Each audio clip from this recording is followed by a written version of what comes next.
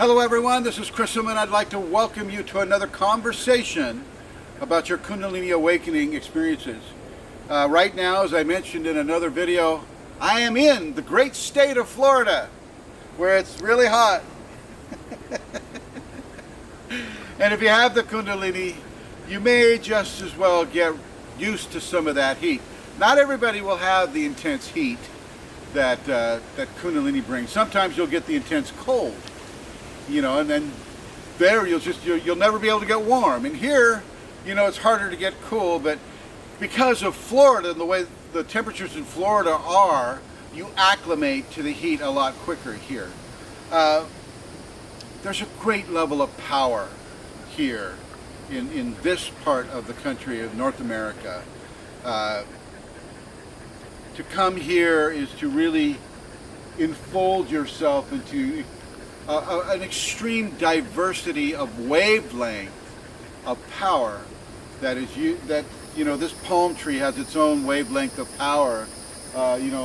All these fronds have their own wavelength, and you're walking through them and you're breathing them into your lungs, and your Kundalini is consuming it. This is what I call prana feeding.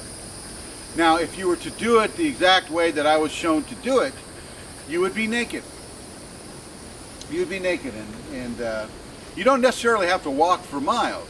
You can just stand here naked and breathe, and just really get into the air. Put your hands in Gyan Mudra. Actually, for prana feeding, your palms are open. You're inhaling energy through the palms of your hands with your nose.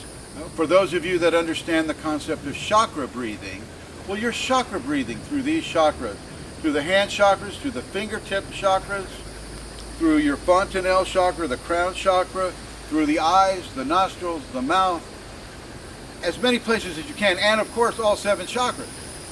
And if you're naked, you're also breathing through the soles of your foot and through the toe tip chakra. So there's a lot of access points for the energy to come into you. And you basically just stand here, and you'll of course understand why I'm not naked on YouTube. Okay, not to mention, Michael Del Sol's equipment. I mean, we have to think of that. And so you stand here, and you just do the prana breathing regimen, which I've spoken to about, on the Facebook groups, on the Yahoo group. And basically, you breathe through your nostrils, activating the back of the nasal cavity, and there's a chakra there. And as you breathe the prana into that back chakra, you're able to locate and divert energies into the body system. So you can breathe through one hand. You can just breathe through this hand, through this chakra right here, or you can just breathe through this one.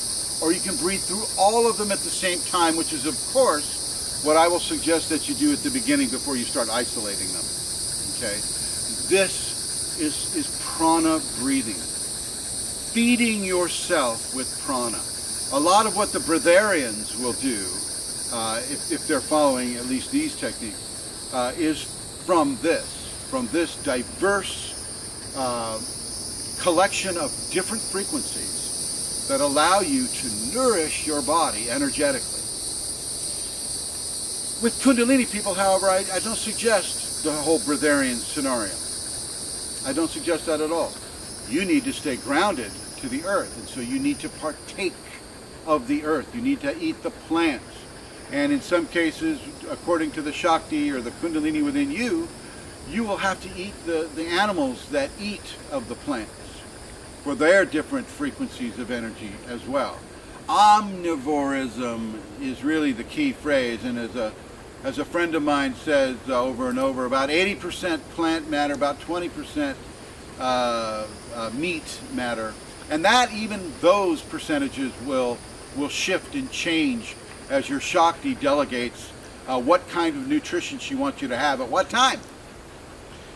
So know this, my friends. Know this, and don't be afraid to be natural in nature, because nature is natural around you. Kundalini is Mother Nature. Kundalini is the Great Mother. Kundalini is what this is all about and what you are all about. Thanks for watching.